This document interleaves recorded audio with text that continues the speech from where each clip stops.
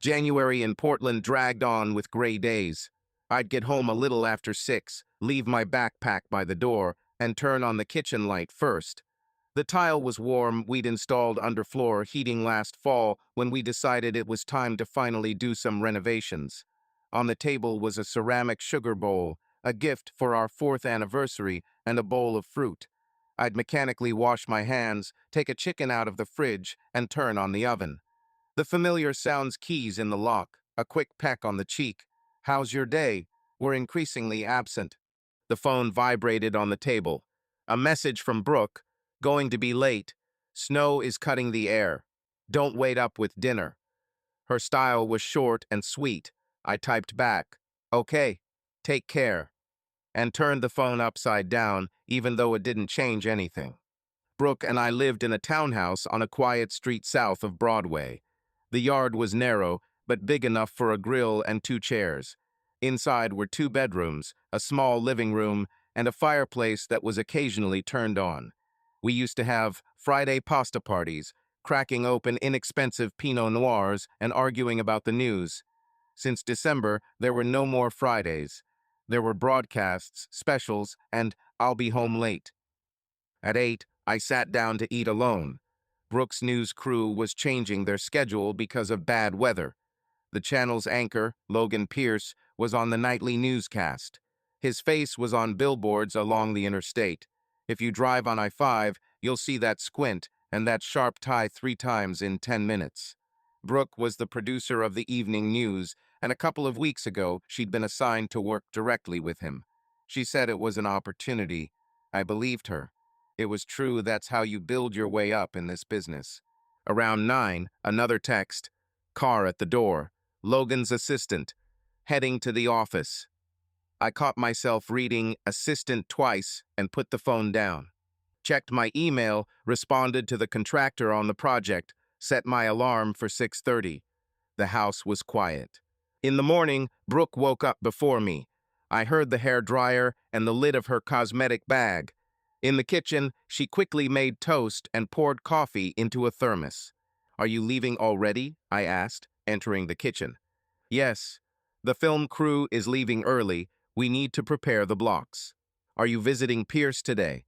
"Yes, he has his own vision for the opening segment."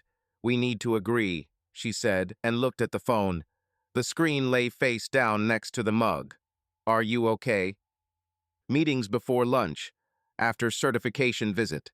"Good luck," she smiled briefly. "Don't expect me this evening. I'll probably be back late." I nodded. She wrapped her coat around herself, slung her bag over her shoulder, and left. A thin trace of new perfume remained on the table. I didn't pay any attention to it. People change scents. We had a stand-up meeting in the office. We were working on local grids and sustainability projects, new battery systems, substation upgrades, pilots for municipalities. In the conference room, Diana Ward, my manager, reviewed the plan and the timeline.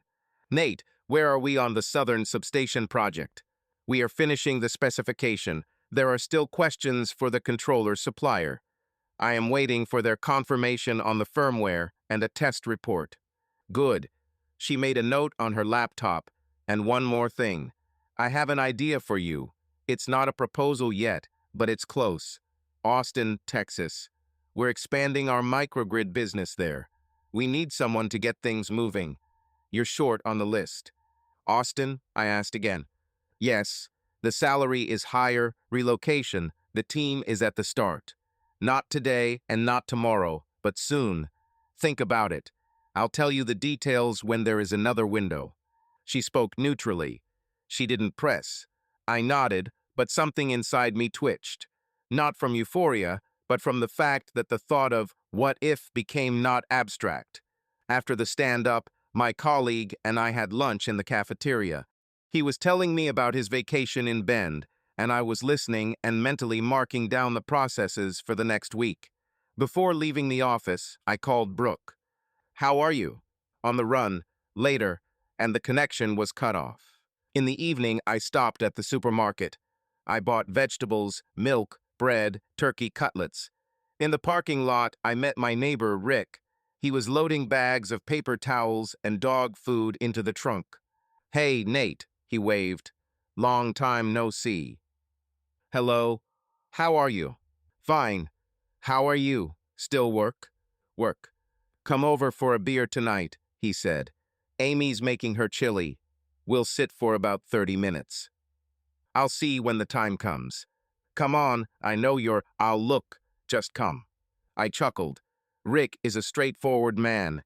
He helped us move deck boards a couple of years ago, and we've been in touch ever since. I took the groceries home and texted Brooke, "Dinner at home. Come by if you're free." No response. By 9, I finally stopped by Rick's. They smelled of chili and cilantro, and there was a bowl of nachos, bowls, and beer on the table. Amy was happy and put a plate in front of me. The TV was showing a basketball game with no sound. "How's Brooke?" Amy asked. "We saw her segment on the roads. She keeps up the pace well." "She's busy right now," I said. "She's in the editorial office all evening." Rick silently poured me a beer. "I saw Logan on billboards in Rose City," he said after a pause. "Now he's everywhere. They have a big season." "Listen, I'm probably going to say too much." Rick glanced at Amy, who shrugged. "But I've seen a black SUV in your driveway late at night a couple of times. With a channel sticker. Just noticed." "This must be their company car," I said, trying to sound neutral. "The assistant's name is Jeremy. He drives them when they have late shifts." "Got it," Rick nodded. "I'm not interfering. If anything happens, I'm nearby." We moved on to talking about the dog, about utility prices, about parking permits. I sat for 20 minutes, thanked Amy for the chili, and left. At home, I aired out the kitchen, put the dishes away for the night. At 11:30, a short message came. "We left the editorial office. I'll tell you everything tomorrow." "Okay," I wrote back, and that was it. The next few days were similar. Text messages, late arrivals, quick calls on the run. One morning, Brooke brought home a press kit with a new line of graphics for the evening news. "Look," she put the folder on the table. They changed our opening screensaver. Logan wanted a more formal style without unnecessary pictures. "It looks clean," I said. "Was it his idea?" "Yes, he understands it." She smiled, and for a second that lightness I knew well appeared on her face. "It's difficult with him, but interesting." We had breakfast together for 10 minutes. I noticed a new dress, dark blue, simple, chamber. There was a jacket hanging on the hanger, also new. "Have you updated your wardrobe?" "A little bit. The camera likes smooth fabrics without prints." "It makes sense." She left early. There was a card with the contacts of the production department and a card guest studio on the table. I put everything in a folder so that it wouldn't be lying around and went to the office. At the end of the week, Diana called me into a small conference room where they usually discussed confidential matters. "Austin's budget is moving," she said.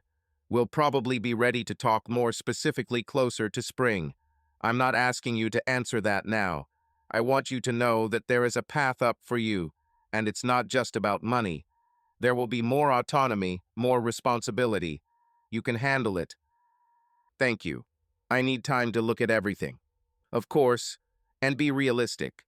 Moving is always about compromises. Family, friends, routine.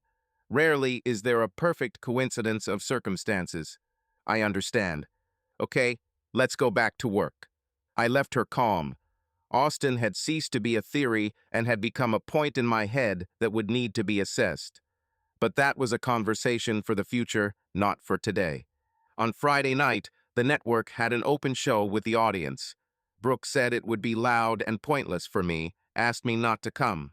I wasn't going to.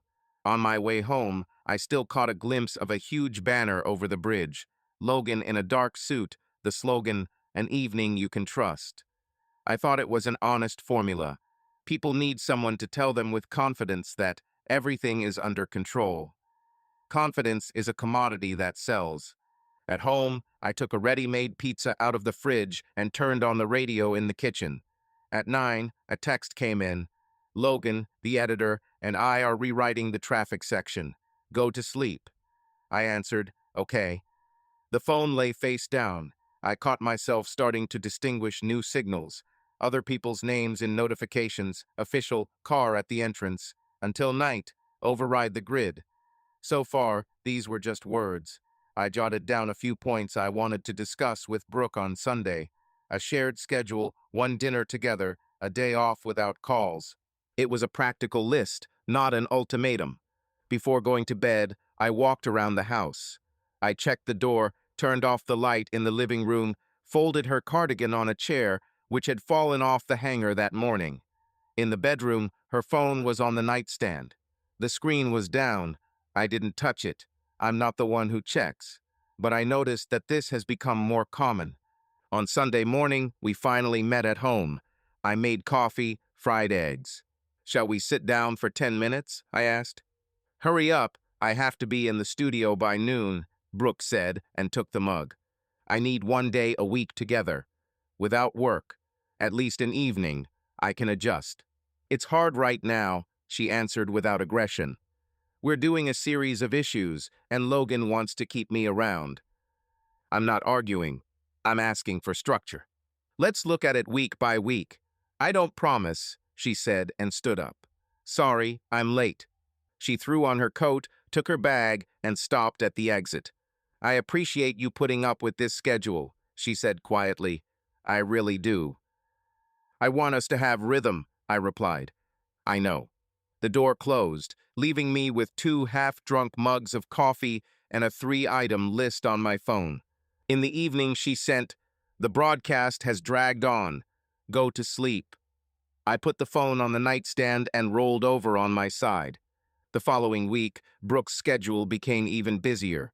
The messages came short and often at night. Rescheduling the interview. Logan asks to rewrite the intro. Don't wait up. The phone at home was almost always face down. 2 more formal jackets appeared on the hanger, and quick makeup kits appeared in the bathroom. I tried not to jump to conclusions, but I wrote down the details so that I could discuss them later without emotion. On Monday, she came after midnight. I heard the door click, and the metal of the keys hit the ceramic in the cup by the door. She went into the kitchen, poured water, opened the refrigerator. "Eat something warm," I said, leaving the bedroom. "I don't want to." "Sorry, did I wake you up?" "I'm not sleeping anymore." "How's the air?" "It's fine." We moved the block about snowfalls. Logan insisted, and as a result, the ratings numbers went up. "The management is happy." She spoke calmly, without attempting to justify herself. I nodded. "How long will this regime last?" "There is a series of special issues going on for now. It will last a week, maybe longer. Let's agree at least on Sunday evening." "I'll try," she said and put the glass in the sink. "I have a rehearsal tomorrow at 8. The next morning, I left for the office earlier than usual. I wanted to switch to tasks. Diana sent a letter with the subject line, "Austin Landmarks." Inside were deadlines, a preliminary budget, a list of suppliers. The letter did not require a response, but it reminded me that I had an alternative scenario. Rick called around lunchtime. "Are you home this evening?" "Probably not." Then quickly, "Some friends invited us to an open broadcast on your channel on Thursday. Do you want to come with me? There will be an audience there. You can see the kitchen from the inside." I thought about it. Brooke had said it would be a busy place, but it was a chance to see what her evening was like. "Okay, should I buy the ticket myself?" "No need." As neighbors, we were given 2 invitations. On Thursday evening, Rick and I pulled up to the network's building. There were badge-wearing staff at the entrance, and people were being let in based on a list. Coffee was being handed out in the lobby, and the walls were covered with pictures of the anchors. A large poster showed Logan Pierce, his eyes confident and his tie perfectly knotted. Rick grinned. "Here he is, the man the whole city trusts." "He's a professional," I said. "Brooke often speaks well of him." We were led into the audience area. The hall was visible through the glass, lights, cameras, bustle. During commercial breaks, the presenters moved away from the table. Someone brought them papers. I saw Brooke, her hair done up, her jacket sitting perfectly, her movements precise. She was showing something on a tablet to Logan, who leaned over and listened. From the outside, it looked well coordinated. The assistant, a young guy in black, made gestures from time to time. 2 minutes, 30 seconds. I thought that this was probably the same person who wrote "car" at the entrance. When the broadcast ended, the audience was allowed into the hallway outside the studio. People were taking pictures, asking for autographs. Logan came out to the audience, smiling, thanking them for their support. Brooke stayed by the door, talking to the editor. I caught her eye. She looked surprised, then came over. "Are you here?" she asked quietly. "Rick got the invitations. He wanted to see how it works for you." "It's funny and noisy," she said, "but people like it. Just wait a minute, I'll finish and come back." Rick walked over to the coffee counter. I stayed at the edge, out of the way. At that moment, Logan finished with the fans and walked over to us. He smiled at Brooke, put his hand on her shoulder. The gesture was brief. I wouldn't have noticed if it had just been a colleague, but the hand lingered for a split second. Brooke didn't pull away and smiled too, saying something about a plan for the morning. They looked like people who spent a lot of time together and already knew each other's habits. "Nate, huh?" Logan noticed me. His voice was exactly the same as on the air. "I've heard about you. Brooke said you were into green energy." "That's right," I replied. "Good broadcast." "Thank you." He nodded and looked at Brooke. "We confirm the run for the morning. The assistant will contact you." "Okay," she said. He went to his assistant. Brooke turned to me. "Sorry, there are 10 more little things. Are you okay?" "Okay, I'll wait downstairs."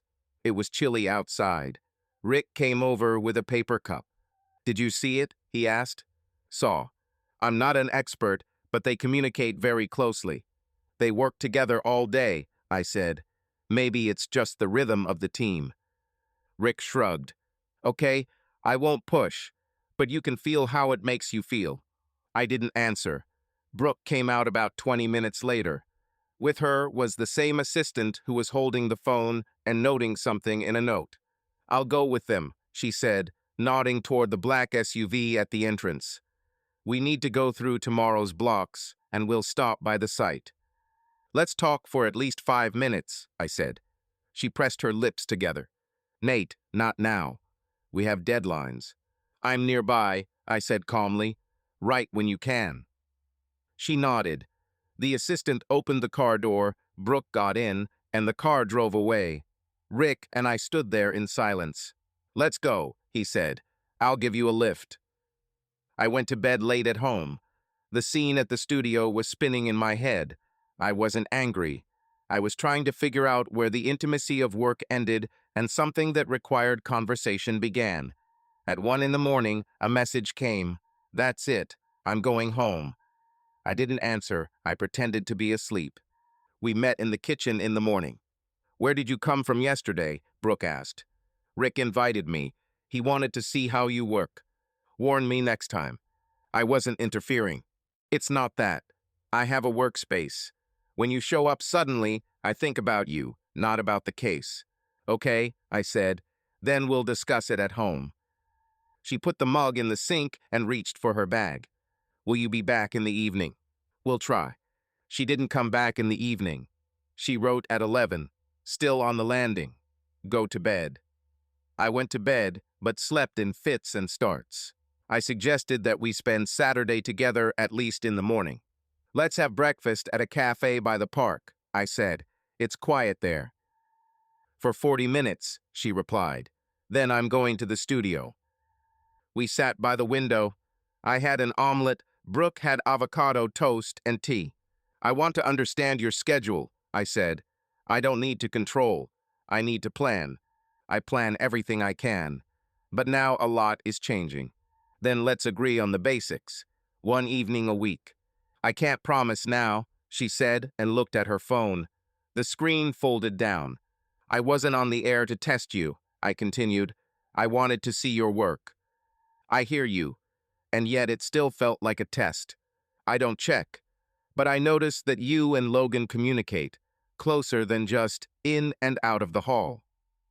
We work together 10 hours a day. We have common goals. He promotes me. If you can't accept that, it will be difficult for us. We ate in silence. When the bill came, I said, I don't feel comfortable with the fact that your phone is always facing down. It's a professional habit. I don't want my personal belongings to be on display for anyone to see. I am not just anyone. I know, but it's easier for me this way. The conversation continued in the parking lot. Nate, she said calmly, if you make every late night I go on air a cause for suspicion, we're going to hit a dead end. I want to trust. But trust comes with transparency. Transparency is not the right to demand minute-by-minute reports. I don't ask for reports. I ask for time for us. It's hard now, she repeated. It will get easier when the cycle is over. We broke up without agreement. I went out of town to clear my head. I bought coffee at a roadside coffee shop and looked at the schedule for the new week on my phone. On Sunday evening, they sent me a work calendar. Meetings, planning sessions, inspections. I added a reminder to myself. Discuss with Diana Austin approximate dates. On Monday afternoon, Diana came to my door without knocking, as usual. How are you? It's normal. About Austin. I'm not rushing, but our budget is coming together faster than we thought. If you want, the start is possible within a month or two. Think about it. You have a strong profile for this. Got it. Give me a couple of days. Brooke was late again in the evening. She came home at midnight. I was sitting in the kitchen with my laptop. Are you awake? I'm waiting for you.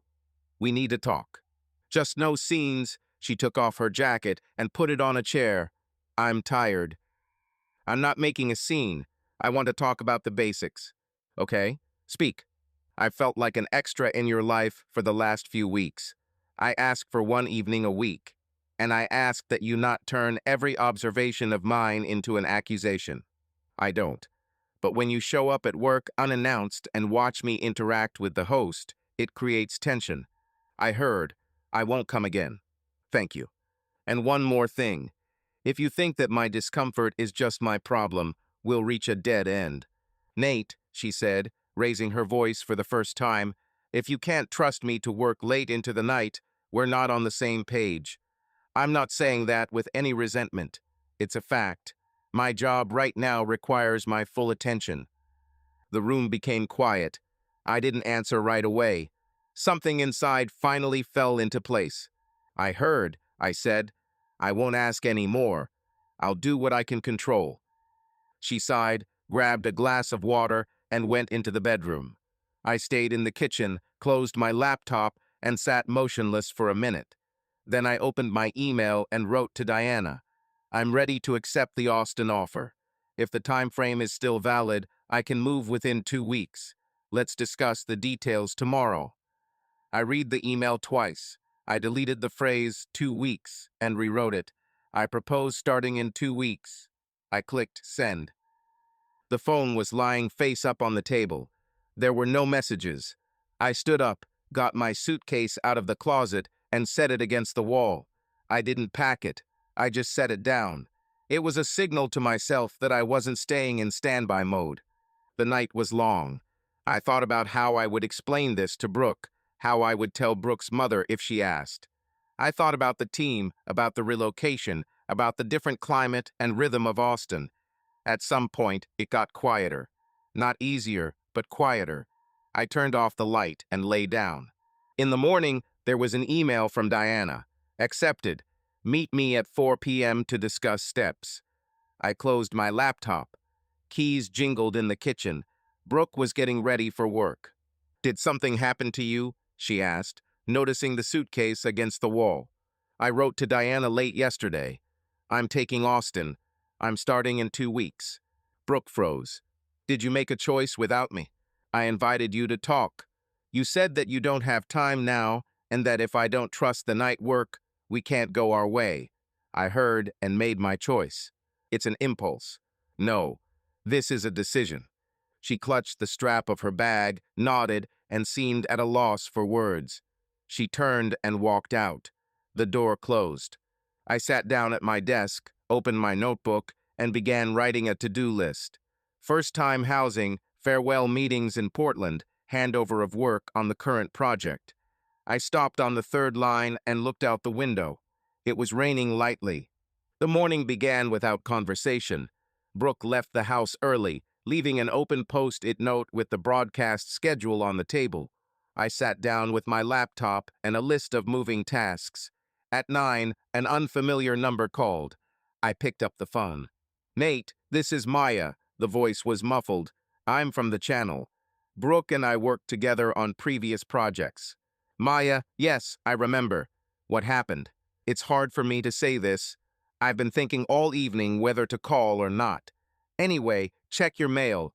I sent a letter to your personal address. There's a folder there. Let's just say it's not public information. If you decide it's unnecessary, you can delete it. But my conscience won't let me keep quiet." The connection went silent for a second. I heard her breathing. "What is this about?" I asked. "What's going on between Brooke and Logan off air?" she said quietly. "I don't want to go into details over the phone. Just watch. And please don't tell anyone I sent this. I wasn't in this story." "Understood. And one more thing. There will be jokes, memes, editorial chat conversations. Some messages look funny, but the context is in the dates and receipts. I'm not making excuses for anyone. Just be prepared." We said goodbye. I opened my mail. At the top was a letter from Maya R. Inside was a short phrase, "Sorry, I couldn't keep quiet," and a link to a cloud folder. I clicked. The folder opened into 4 subfolders: editorial chat, assistant, receipts, and photos. I started with the chat. The screenshots are dated within the last month. In one thread, an editor jokes, "Is Portland's most patient husband asleep or still waiting?" A few emojis. Someone posts a meme about, "Night editing is better when the producer is nearby." In response, a gif of a winking host. No one writes directly, but the subtext is obvious. The notes show that topics are discussed well past midnight and not always to the point. In one message, an assistant notes, "The car is at the entrance. Don't forget the key to the room." I went to the assistant folder. There were screenshots of correspondence with a number signed Jeremy LP. The phrases were short. "Meet me at the back door. I have the keys, number 412. Paid for the fund for the guests of the broadcast. Tomorrow remove before 10 o'clock. The dates coincided with the nights when Brooke wrote, "Don't wait up." In receipts were PDFs with the hotel logo in the center. The purpose was media guest. Payment via a corporate channel ops card. The dates and amounts matched the correspondence. There was also an electronic form for signing late checkout with the signature B. Allen. I opened photos. 2 photos from the lobby, a decorative wall with a logo, coffee on a table, a guest badge. In one frame, the silhouette of 2 people in coats is visible in the reflection of the glass. The faces are indistinct. The date is the night Brooke had her grid transfer. I closed the laptop and stood up. There was no emptiness in my head. There was a set of facts. I opened the files again, checked the dates, compared them with the calendar on my phone. Almost everything matched up. 5 minutes later, I called Maya back. "I looked," I said. "Thank you. It's hard, but thank you." "I understand," she said. "Listen, please, don't make any sudden moves based on emotion. If you decide to talk to Brooke, do it in a safe place without shouting. She's a good explainer. She'll tell you it's not what it seems. But you saw the dates and the signatures." "Where did you get this?" "We had an internal review of expenses. Parts of the files were more widely available than they should have been. I uploaded copies. I have no intention of ruining anyone's careers. But you should know. I won't tell anyone about you. I promise." We said goodbye. I sat down at the table. The house was quiet. I texted Brooke, "We need to talk. I'll be over at Carol's at 7. Will you be there?" She responded 5 minutes later, "I'll be over at Mom's for an hour after work." I wrote, "I will." I didn't want to have a one-on-one conversation in our house. With her mother and brother present, we'd be less likely to end up in a pointless argument. I collected the printouts in a transparent folder. I put the sheet of paper with the dates and my notes there. At 4 o'clock, Diana called. We discussed the transition plan, the formalities, temporary housing in Austin. I spoke calmly. At the end, she asked, "Are you okay?" "I'm going through a tough time at home," I said, "but I'm in work mode." "Got it. If you need to move something up in terms of deadlines, just say so. We are people. Thank you." At 6:30, I left. Carol lived in a one-story house in the suburbs with an old cherry door and a small veranda. The light was on in the living room. Carol herself opened the door. "Nate, come in," she said. "Brooke will be here soon. Would you like some tea?" "There is enough water. Thank you." We walked into the dining room. Josh, Brooke's younger brother, was sitting at the table. He nodded. "Why are we sitting here looking gloomy?" He tried to smile. "Is someone having a bad day?" "Let's wait for Brooke," I said. 10 minutes later, the door slammed and footsteps sounded in the hallway. Brooke walked in, took off her coat, hugged her mother, nodded to Josh.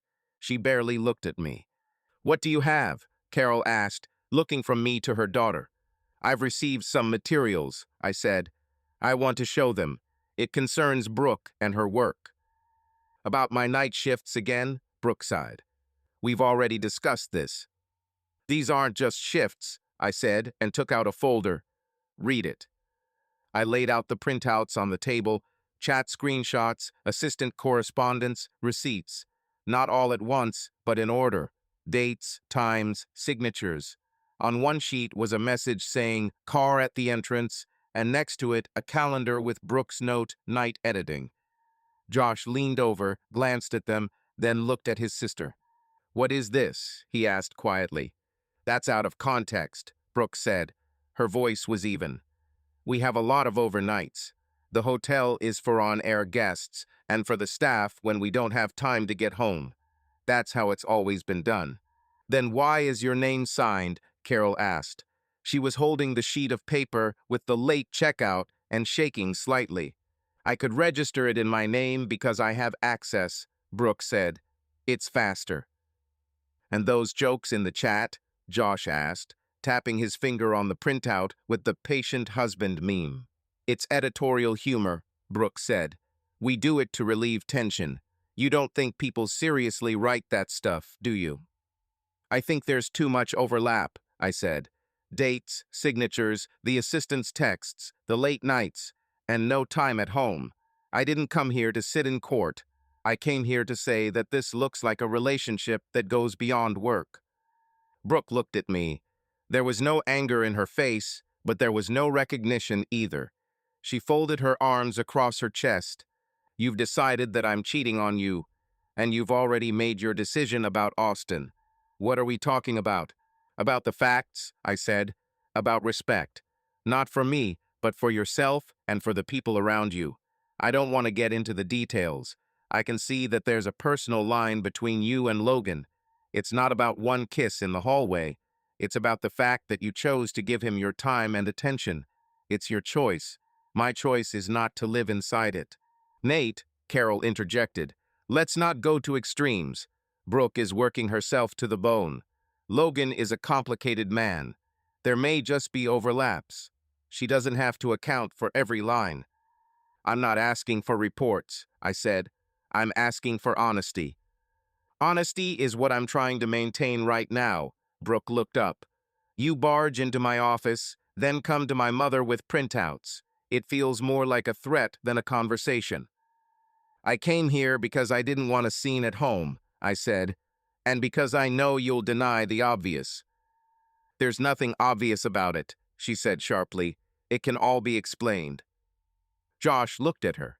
"Sister," he said quietly, "if this is just a job, why so many secrets? Why these hotel rooms? Why the chat about Portland's husband?" Brooke sat up. The pause stretched. Carol covered her mouth with her hand and looked down. "Okay," Brooke said finally. "There were dinners after shows. There were meetings outside the office. At first, it was just work. Then, Then it became less like work. It got out of hand. I'm not sure I want to discuss it in front of everyone. This is a public discussion, Josh said, and it's not nice. I'm not an angel, Brooke said, looking at the table. I've made mistakes, maybe a few times, but you're not perfect either, Nate. You were always on your own charts, your own agenda. You were hard to get through to. I'm ready to discuss my mistakes, I replied, but this isn't about me not speaking enough. This is about you choosing to go beyond friendship with a colleague and hiding it. I didn't want to ruin anything, she said. I thought I was in control. I wasn't.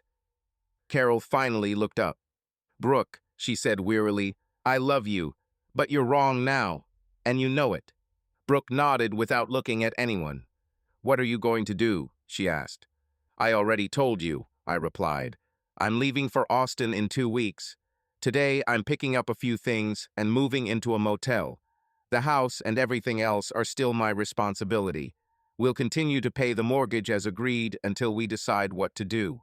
I'll suggest a neutral attorney to formalize the separation and sort out the household issues. If you suggest one of your own, we'll discuss it. Then you put an end to it, she said. I'm setting a boundary, I said. That doesn't mean we're in court tomorrow. It means I won't be your backup option. Josh stood up and gave me a short man hug. Hang in there, he said. If you need help with your things, just let me know. Carol came over and hugged Brooke. Then she turned to me. I won't say anything, she said. You're adults, but it hurts me to see this. I understand, I replied. I collected the printouts and put them back in the folder. Brooke didn't try to take them. On the way out, she caught up with me in the hallway. Can you not tell Rick or anyone else about this? She asked. I didn't mean to start a backlash. This is between us and our lawyers. You should decide for yourself what to say at work. Everyone at work is already half whispering, she said. I'll sort it out. I nodded and left. I sat in the car and did not turn on the ignition for a long time. My hands were on the steering wheel. I called the motel by the highway where I had once rented a room after a late meeting. There were rooms available. I booked for a week. Then I went home, quickly packed a bag, shirts, chargers, documents, a couple of books, a laptop. I left a note on the table. Spare keys in the box by the entrance. I'll call about things. I closed the door. The motel was clean. The room was simple. A bed, a table, a lamp, an air conditioner. I put my bag by the wall, poured water from the cooler, and sat on the edge of the bed. I didn't want to take out my laptop. I took out a notepad, opened it to a blank page, and wrote 3 lines. Austin start in 2 weeks. Home lawyer plan. Communication smooth, no emotions. I stopped there. It was hard inside, but clear. An HMY phone blinked. A message from Brooke. I don't know what to say. I'm sorry. I didn't answer. Then another came. If you want to talk tomorrow, I'll be home at 6. I wrote, I'll contact you through a lawyer. Take care. That was the end of the conversation. At night, I finally opened my laptop and wrote to Diana. I confirmed my readiness for the start. Today, I started organizational steps on personal matters. I'll be in touch. The answer came quickly. Accepted. Hang in there. We'll do everything humanely. The 2 weeks went by exactly as scheduled. I handed over the substation chores, signed the paperwork in HR, rented a storage unit for boxes. Rick and I had a drink on his porch. He said, call me when you've settled in, and slipped me a small keychain flashlight for all occasions. I nodded and put the keychain in my backpack.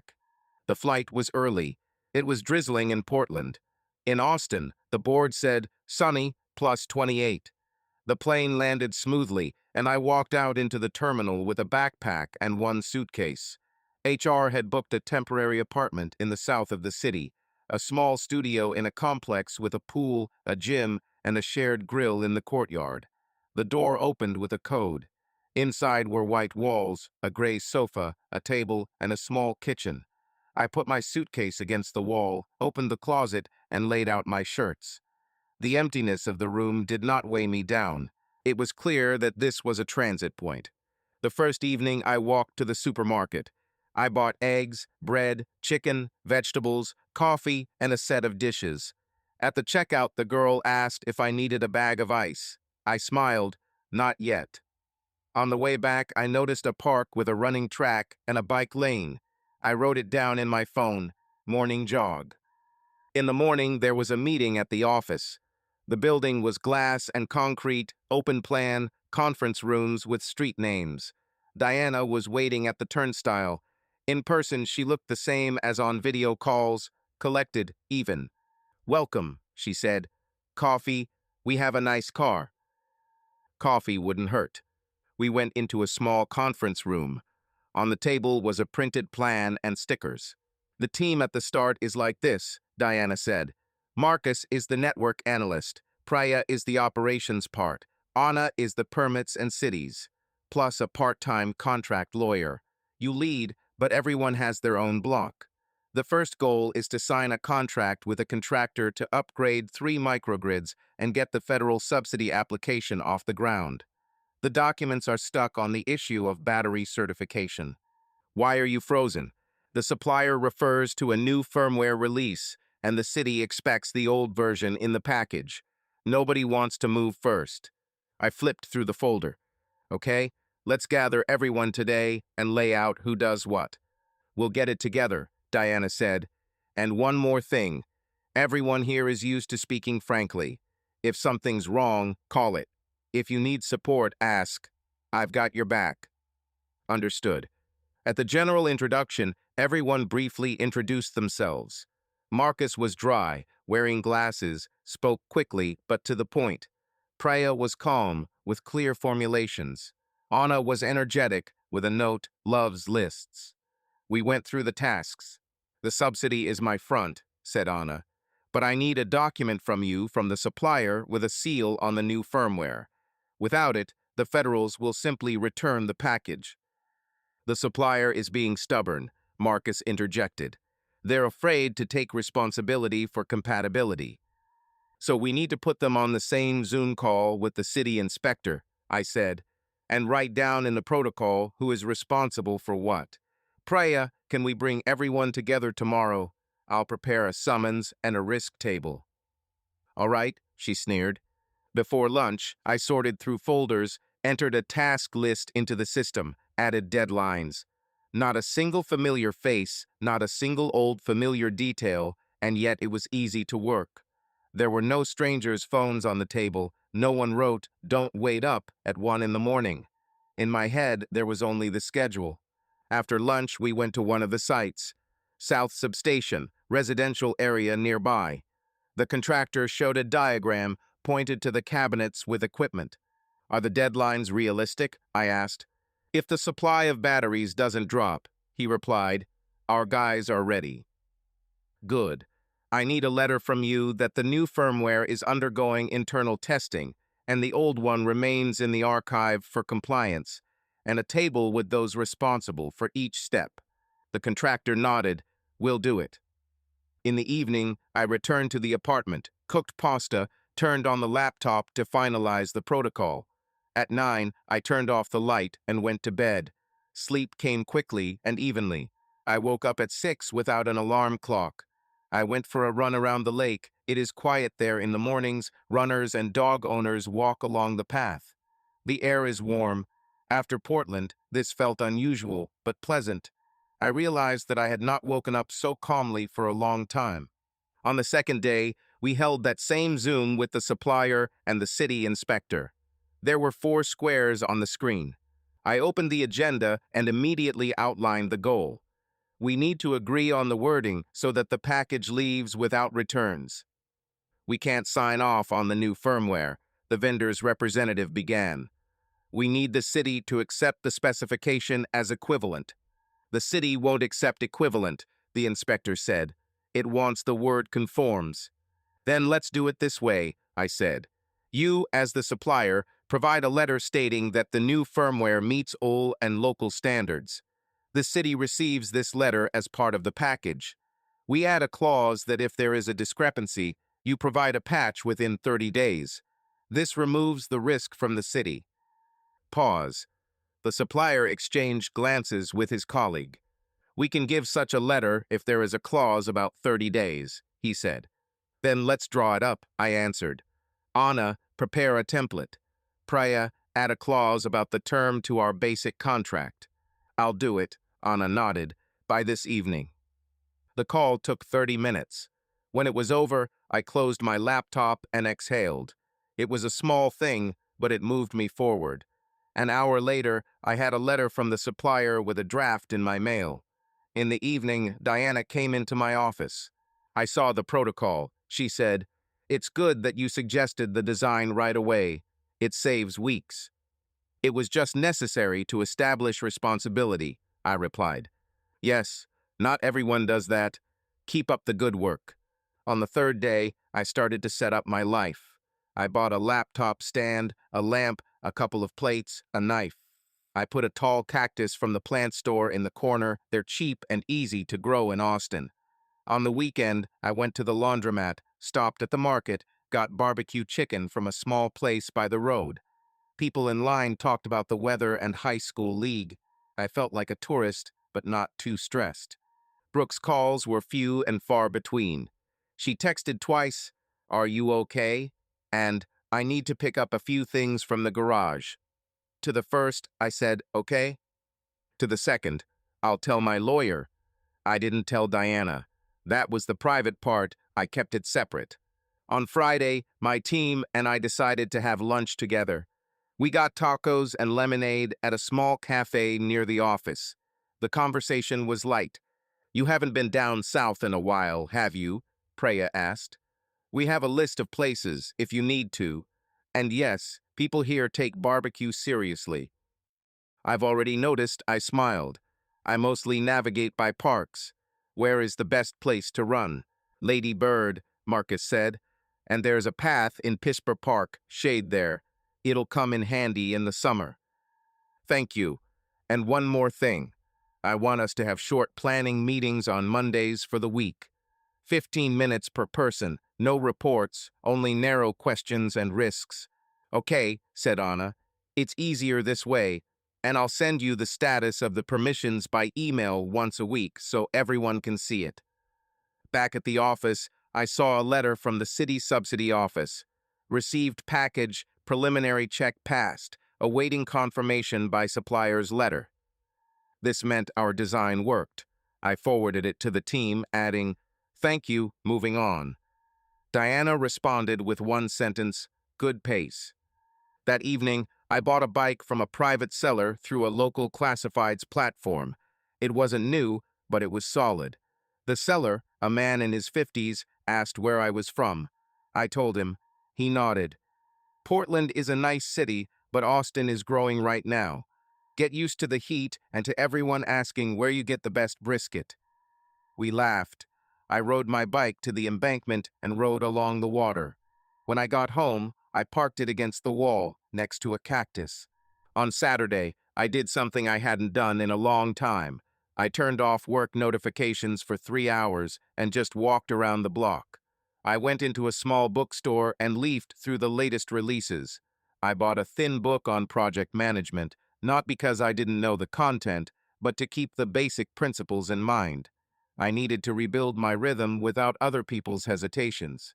On Sunday evening, I wrote to Rick. "Settled in fine. It's hot. Work is going well. Thanks for the key fob." He responded almost immediately, "Stay the course. If anything happens, contact me." At that point, I closed the phone and began to prepare a plan for the following week.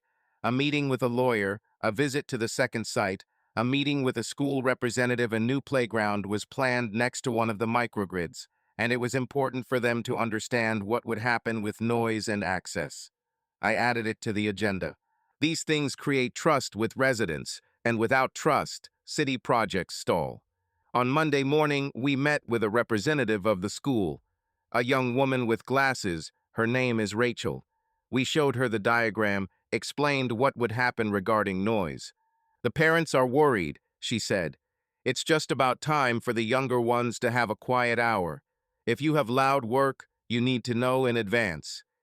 We'll prepare a calendar of noisy operations, I said, and we'll give you the contact details of our foreman so you can move the windows if necessary. Plus, we'll put up temporary shields for the drilling period. That clears up half the questions, Rachel nodded. If you could also give a short presentation to the TA, that would be great. We'll do it, said Anna. Will Thursday be okay? It will do. After the meeting, Preya said, you're quick to pick up on local angles. I replied, these aren't angles. This is just work, saying what you're doing in advance. But inside, I noticed that in the last few days, I hadn't woken up once with the feeling that something was passing me by. I woke up, ate, worked, ran, fell asleep, and that was enough. By the end of the week, an official letter arrived. Your package has been accepted for review, no comments. Expected decision within 14 days. Diana dropped by to say a quick, well done. We shook hands. It was the first small victory, not a loud one, but clear. The team saw that things could be moved without unnecessary noise. I realized that I could live at this pace. In the evening, I went into a cafe on the corner. The barrister remembered my name on the second try. At the counter, the conversation revolved around the local team and the upcoming weekend. At a nearby table, two people were arguing about where to have breakfast. I sipped coffee and flipped through the calendar. One of the slots was empty for Sunday morning. I wrote down, bike ride along the embankment. It seemed like a simple, normal plan. Before going to bed, I put my phone on silent mode and placed it face up on the nightstand. In the darkness, I wasn't thinking about past correspondence or other people's decisions. I was thinking about how I had to remember to ask Marcus about one consumption metric tomorrow. Then I fell asleep. Monday started with a run. I went out on the path by the water, did 9-minute laps, stopped at a drinking fountain. On my phone, there was a missed call from Rick and a voicemail. Nate, hi. I don't want to bother you this morning, but it's hot here. There's an archive from the editorial office floating around town. Looks like those same materials. People are sending them to each other. Word is HR is already on board. Call me back when you can. I put the phone in my pocket and walked home at a brisk pace.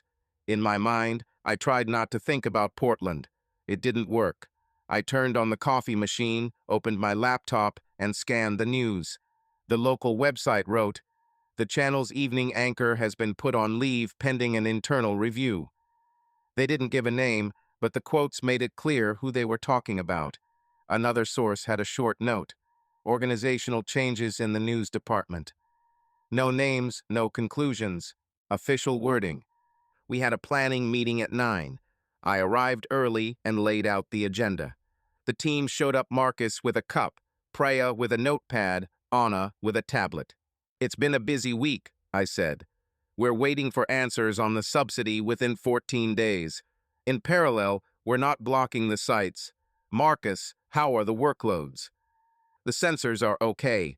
I added 2 graphs for the morning and evening peak. We'll need to check them with the city. Let's add, said Anna. And one more thing. The school has a TA meeting on Thursday. I'll give a short speech, but we'll need your minute about noise. I will, I nodded. We spent 15 minutes, went our separate ways to work. I returned to the table, opened my mail. A letter from the lawyer. Draft agreement on separation. Take a look. I read it, noted the comments. Inside my head, everything was in order. Work on the left, personal on the right. Called Rick. What do you have? I asked. In the morning, press service templates. The host was put under review of values. That's what they wrote. Vacation for an indefinite period. They say about Brooke that she was cut. The wording is soft, but everyone understands what it's about. I also heard that the host's wife, a lawyer, is demanding an audit of the expenses that went to the guests of the air. Nobody wants to give interviews. The corridors are quiet. People are texting in whispers. I understand, I said. Thank you for letting me know. How are you holding up? I work. I eat, sleep, run. Your news is not a surprise. It's just a phase. If necessary, I can come to you for a couple of days. To unwind, to relax. No need. I'm fine. We spent a couple more minutes discussing how his dog was chewing his slippers again and then hung up. Around lunchtime, Diana knocked on my office door. Have you seen the news from Portland? She asked without preamble. Yes. I want to ask if you're okay. Not about the details, but in general. I'm okay, I said. I don't need to get into this right now. I have work to do. I won't pry into your personal affairs, she said. But if you need to unload a couple of tasks this week, just say so. We'll keep up the pace. No need. Everything is according to plan. Good. She nodded. And one more thing. I'm always for the team knowing the boundaries. We're not a TV channel, but we also have trips, extracurricular meetings. Make a note for yourself. If you see any gray areas here, bring them up. We'll fix them. If I notice, I'll tell you, I replied. In the afternoon, an official update came from Portland, a letter from their HR forwarded along the chain to acquaintances. I read it and closed it. I didn't experience any emotions. Perhaps I've already lived them. At 3, I went to the site with Preya. On the way, she asked, "You look calm. Is that true, or are you just not showing it?" "I'm calm," I said. "When you have a plan and you follow the steps, it helps." "I understand," she nodded. "I felt similar after my divorce. I just focused on what I could control." At the site, we checked the fencing and temporary signs. The contractor walked us around the perimeter, showing us where the drilling would be. We recorded the times of the noisy work to pass on to the school. At 6, I returned to the office and sent the team a short list. Noise Tuesday, 10 o'clock, 12 o'clock. Contact Master Oscar. Contact details attached. Anna replied, accepted. In the evening, I stopped at the supermarket, bought fish and vegetables. At home, I turned on the oven, chopped peppers, tomatoes, and onions. My phone vibrated. A message from Brooke. "I don't know how to fix this. I was laid off today. I'd like to talk." I looked at the screen, put the phone back on the table, set the timer for 20 minutes, and returned to the cutting board. When the timer rang, I took out the fish, turned off the oven, and sat down to eat. After dinner, I replied, "For domestic issues, through lawyers. Personal conversations won't help now. Take care of yourself." I sent it and put the phone in another room. I didn't dream about HR letters that night. I slept until 6, went out on the track. The air was already warm. After jogging, I stretched and drank some water. The day at work was busy. The supplier sent the final wording of the letter on the firmware. The lawyer entered it into the contract. Marcus updated the schedules. At 2, there was a meeting with the parents' committee. Anna put up a presentation on the screen. I explained how access to the site would be limited and when the noise would be. The parents asked specific questions. When would the trucks arrive? How long would the closures last? What about parking? "We'll add volunteers to help navigate on delivery days," I said, "and we'll post notices 2 days before each noisy stage." "That's enough for us," Rachel said. "Thank you for coming." We shook hands and parted ways. There was already a letter from the city in the mail. "We received your letter from the supplier, moving on." Inside, there was a feeling of a normal adult life without super emotions. On Friday, Diana called me into the conference room for 5 minutes. Our entire block was inside. On the table was a box of donuts. "A little tradition," she said. "When a grant package goes through without a hitch on the first lap, we eat donuts. That means the team is doing well. Thank you." We sat for 10 minutes. Preya said, "I haven't worked in such a clear structure for a long time. When you know who does what and in what time frame, there's less stress." Marcus added, "And it's nice that we talk to residents before we start making noise. It relieves stress." I nodded and ate half a donut. I didn't want much sweets, but the symbol was clear. On Saturday, I took my bike along the waterfront. I stopped at a lemonade stand and sat on a bench. Next to me, a man in a baseball cap was reading a newspaper. On the front page was an interview with the editor-in-chief of our Portland channel. He was talking about updated standards, workplace ethics training, Process review. I didn't read any further. I bought a sandwich, ate, and went home. Carol called during the day. The number appeared on the screen. I answered. Nate, hello. This is Carol. Hello. I just wanted to check in on you and to say, I don't know how you're feeling right now. We're all embarrassed and sad. I talked to Brooke. She says she understands. I'm not asking you to change anything. I just wanted to say that I appreciate you holding up well. Thanks, Carol. I'm coping. I hope you are too. We'll manage. If you need to pick up some things from home, let me know. I can be there. Thank you. The lawyers will agree on a schedule. I don't want to interfere with you. I understand. Take care of yourself. We said goodbye. I put the phone down, sat down at the table, and filled out a form for the warehouse where my boxes were stored. I had to send a copy of the contract to extend it for a month. I filled it out and sent it. I spent Sunday quietly. In the morning, I biked to the market and bought vegetables. In the afternoon, I did the laundry. In the evening, I had a short call with my brother who lives in Denver. He asked me directly, "Are you still sure that Austin is the right decision?" "Yes," I said. "I have work here that I can influence. There is nothing here that I am tired of." "Then that's all right," he said. "You don't have to explain it to anyone but yourself." On Monday, we received an interim confirmation on the subsidy. Your application has passed the technical check. I printed out the letter and stuck it on the board in the conference room. It was a sign that we were moving forward. Another text from Brooke came in the afternoon. I started sessions with a counselor. I understand if you don't care. Just wanted to let you know. I stood there with my phone in my hand and wrote, "Got it. Thanks for letting me know." I left it at that. I didn't want to text. I had an agreement with myself. Minimal contact, only what was necessary. By Friday evening, Diana looked in on me and asked, "Any plans for the weekend?" "Bike, market, then maybe a barbecue with the guys from the neighboring office." They invited me. "Barbecue is the local thing," she said. "And one more thing. There's a quarterly call with headquarters on Monday. I've got your unit on for 5 minutes. Just give us a quick rundown of what we did, no embellishments, and have one slide ready." Okay? I went home and made one slide. 3 points, supplier letter, package accepted, work with residents. No big words, just facts and deadlines. On Saturday, I went to the guys from the next office. It was a small courtyard, 2 grills, simple folding tables. People brought salads and corn. Someone played the guitar, but quietly.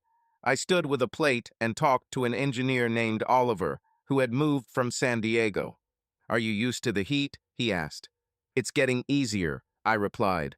"The main thing is to drink water and not be a hero at midday." "True," he grinned. "And don't argue with the locals about where the best brisket is. That's a separate religion." We laughed. I ate a portion of meat, thanked the hosts, and left early. I didn't want to linger. At home, I turned on some quiet music, opened a book, read 3 chapters. For the first time in a long time, I didn't check my phone every 10 minutes. On Sunday evening, I sat down and wrote a short letter to my lawyer. "Please prepare a list of household steps for the next month. Bills, insurance, mortgage. Willing to discuss remotely." I sent it and closed the email. Before going to bed, I looked out the window. Down in the yard, someone was going to the pool. Someone was walking a dog. People had their own things to do. I did too. I lay down, set the alarm, and fell asleep without any lapses. On Monday morning, before the call, I checked the slide again. Diana said in the chat, "Short and clear, just what I need." During the call, I said 3 phrases, answered 1 question about deadlines. That's where my part ended. An hour later, a letter came from headquarters. "Great pace, keep going." I forwarded it to the team. In response, Anna sent a fist emoji, Marcus sent, "Okay," and Preya sent, "Let's move on." The phone was silent. My head was quiet. I realized that life had stopped revolving around someone's notifications. It had morning, work, evening, and that was enough. The morning started at the usual pace. A quick jog, a shower, coffee in a mug with the office logo, a to-do list for the day. At 9:30, I had a quick status with Marcus and Preya about deliveries, and at 11, a call with the city. I was sitting over the risk spreadsheet when the internal chat blinked. "Nate, you have a visitor at the front desk." Introduced herself as Brooke Allen. I looked at the screen for a couple of seconds, then answered, "I'm coming." I stood up, exhaled, and took my badge. She stood straight at the counter, although it was obvious that she had had a hard night. Her eyes were red, her jacket sat smoothly, her voice was even. "Hi," she said. "I need to talk. 5 minutes." "Okay. There's a cafe nearby," I answered. "We have an open office here, not the best location."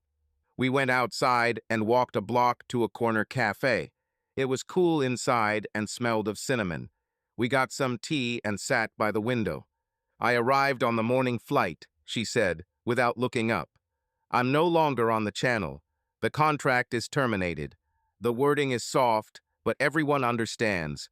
I didn't come to ask for pity. I came to explain. I'm listening."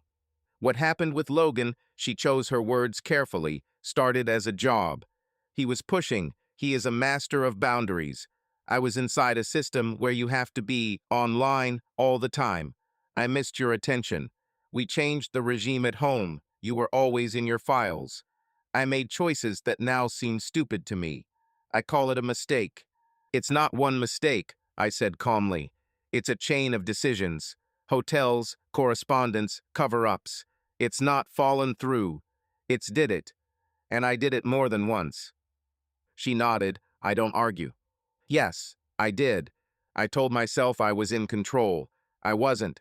She looked up at me. "I'm seeing a counselor. I'm trying to figure out how I ended up tearing down what we built. I'm not making excuses. I'm asking to hear that it wasn't about you being a nobody to me." "I'm not a nobody," I replied. "But I'm not a plane that you board when there's a storm. We've been together for 4 years. And during those 4 years, we've had different periods. We discussed some things, we missed others. But what happened can't be called a storm. It's a choice. Now you want to call it a mistake because the consequences have come." Brooke placed her palms on the table and interlaced her fingers. "I know how it sounds. I'm not asking you to come back. I'm asking you to think about whether we can write it all off. We could go to a family therapist, figure out where we went wrong. I'm ready to own up to my part. I'm ready to sign any terms so you feel safe. I'm ready to move to another city if that helps. I'm not playing around with this." "Family therapy is a good tool," I said, "but not as a way to put back together what you've consciously broken. Therapy can be useful for you. For me, to tie up any loose ends inside. But not for coming back. There will be no coming back." She was silent for about 10 seconds. "We talked about having a baby last spring," she said quietly. "I know it sounds inappropriate now, but we both wanted a family at some point. I think about it, and I don't want to lose my chance at a normal life." "A child is not a way to repair a relationship," I replied. "It is a responsibility that must be taken when you have trust with a person.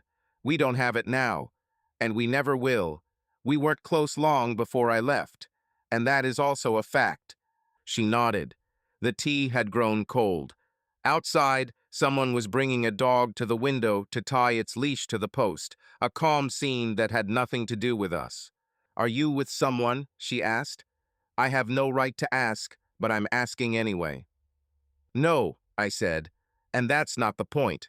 The point is that I've finally put things in order on my side. I'm not living on pause anymore." "I didn't come here to hear no." "But I knew it was likely," she said. "Then let's at least go over the household stuff. I'm ready to pick up my share of the house next weekend. I have the key. If it's more convenient for you to be there, just say so. If not, I'll do it with Mom and Josh." "Do it with Mom and Josh. I'm not going. My lawyer will contact yours about the schedule. We're not selling the house yet. We're paying as is, then we'll decide. Keep the car, you pay for it. No common animals, no children, it's simple here. The rest lawyers." Okay, she said, I don't want to fight over things. And one more thing. At work and among mutual acquaintances, speak neutrally. Without details, I'm not going to tell anything. I want to close this quietly. I'm not speaking ill of you, she said. I own my part, and yes, I hear about no noise. We fell silent. The barista put napkins under our glasses and asked if we needed to warm up the tea. We declined. I'll tell you anyway, she said. You taught me a lot. Everyday things, how to keep your word, how to set a schedule, how to be clear. I remember that. I did something that erases those memories, but they're still there. I'm glad you remember that, I said. But that's no reason to come back. It's just part of our history. I understand. She stood up. Can I give you a goodbye hug? Not as in come back, but just as a fact that we were there. Yes, you can, I answered. We hugged briefly. No attempt to detain. She stepped back, adjusted the strap of her bag. I'm going to the airport, she said. I have a return ticket this evening. I don't want to sit in your city all day. It's yours now.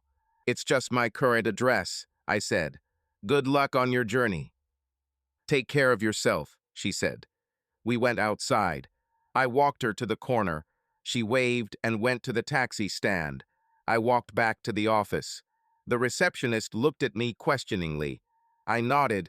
Everything is fine. I went up to the floor. Diana stood by the coffee machine. Is everything okay? She asked calmly, without, what happened? Yes, I said. It was a private conversation. I'm ready for the call at 11. Okay, she nodded. If you need to, take 10 minutes. I have enough water, I replied. In the conference room, I opened my laptop and ran through the agenda again. The call with the city went without surprises. We discussed a temporary closure for 2 days, agreed on a detour plan, and noted who was putting up the signs. I spoke calmly, recording the dates. After the call, I sent the protocol and closed my eyes for a minute. Not from fatigue, but from the fact that I had done everything I had to. At lunchtime, Anna brought a printed memo for residents. The two of us stood at the board and looked at the format. Okay, I said.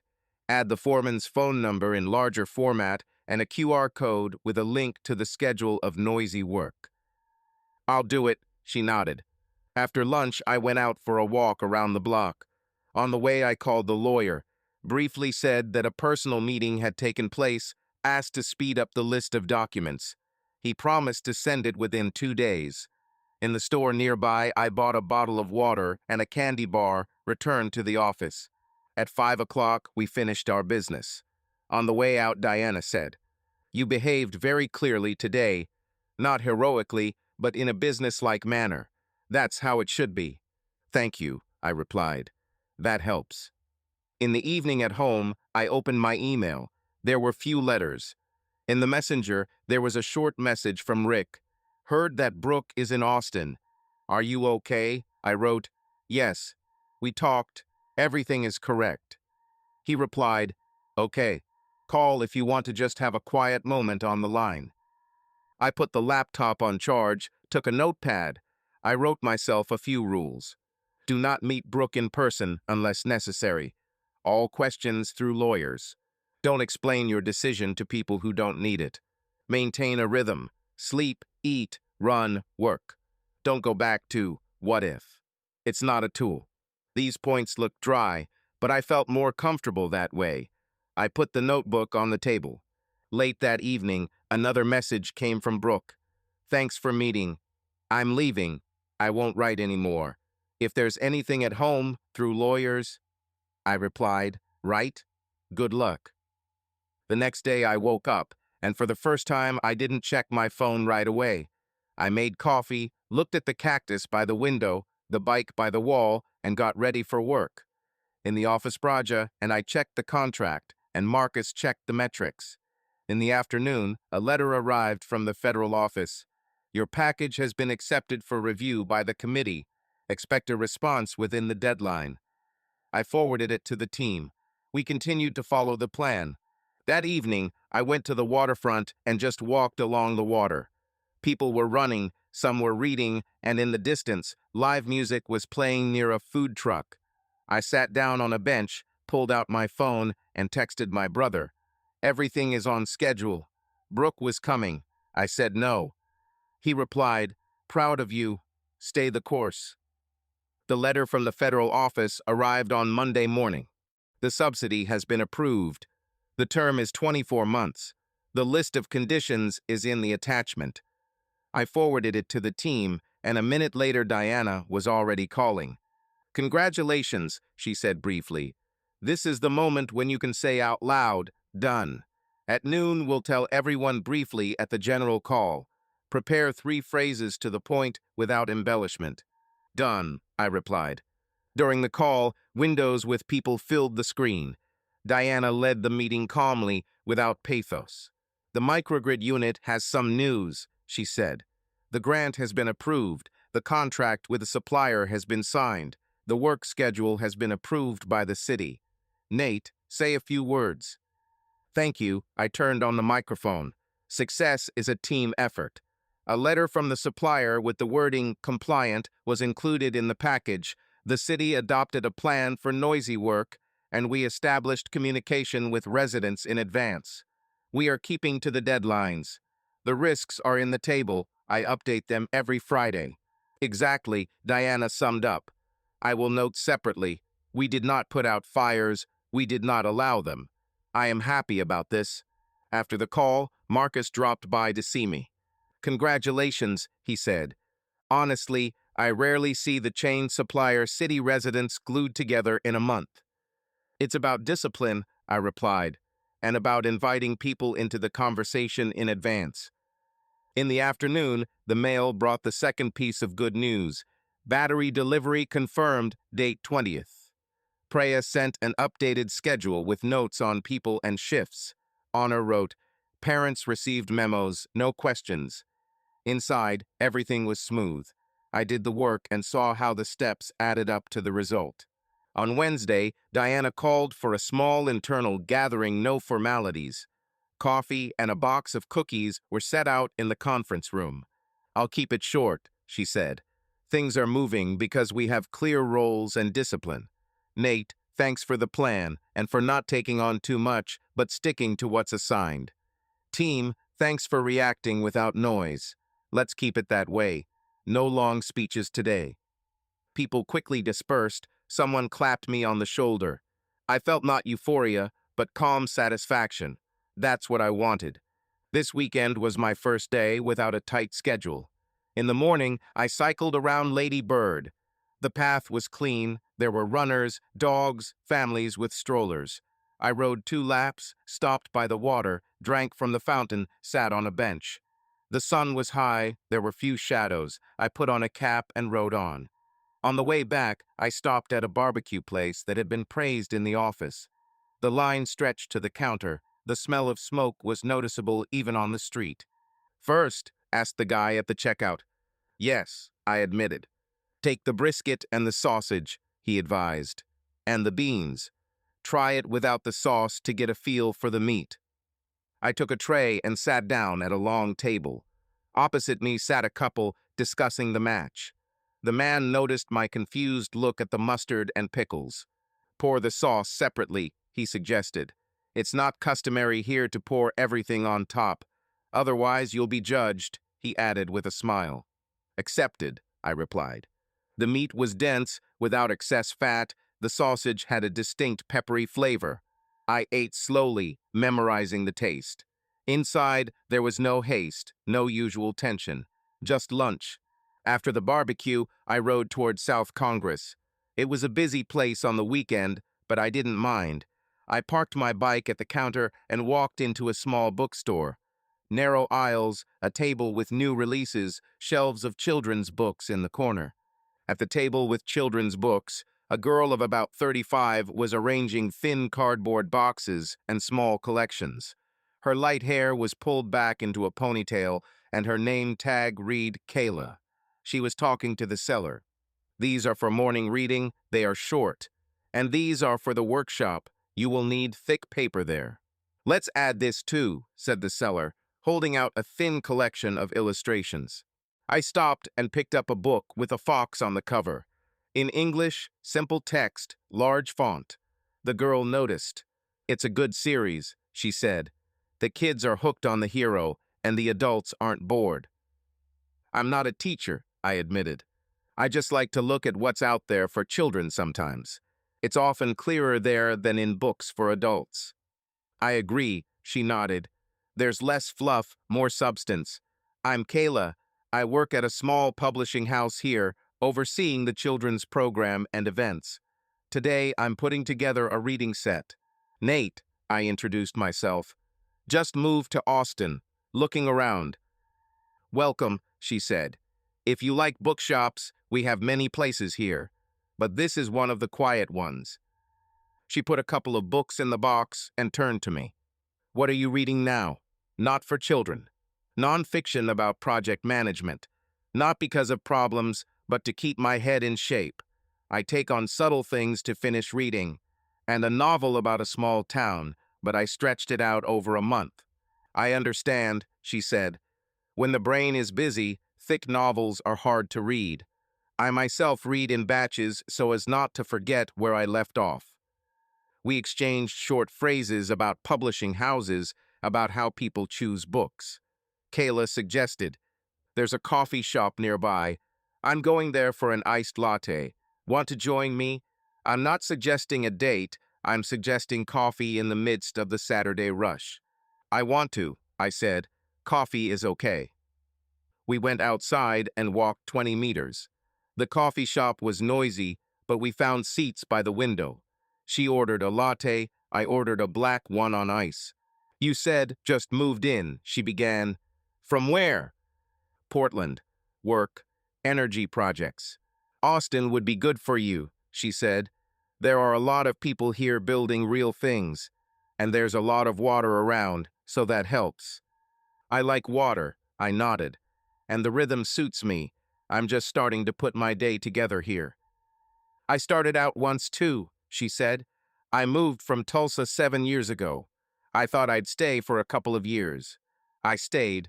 It's the people and the opportunity to make things with my hands that keep me going. You can see everything in children's programs. Kids come, kids leave. If they were interested, you can tell right away." "Direct feedback," I said. "I can relate to that."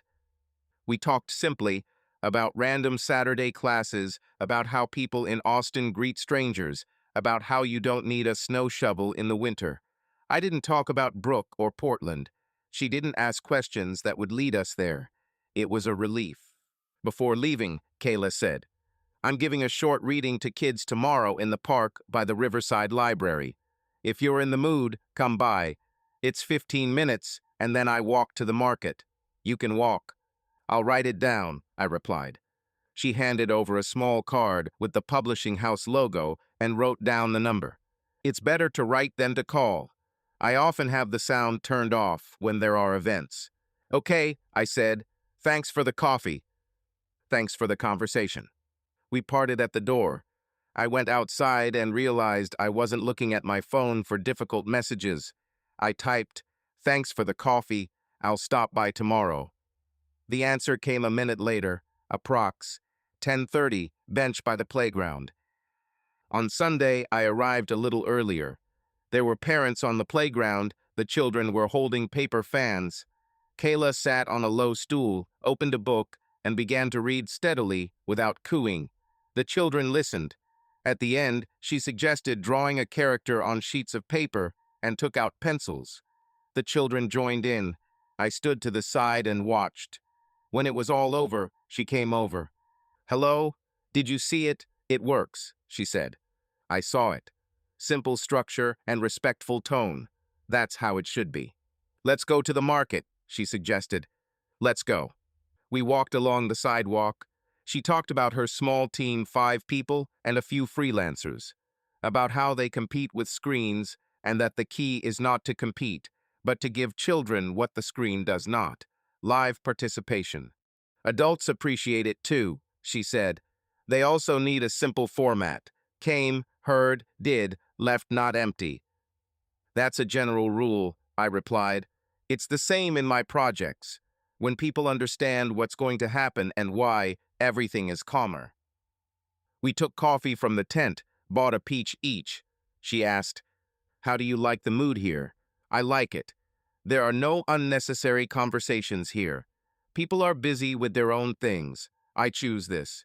"It sounds like someone who has locked something away in the past," she said quietly, without curiosity. "Yes, I closed it," I confirmed.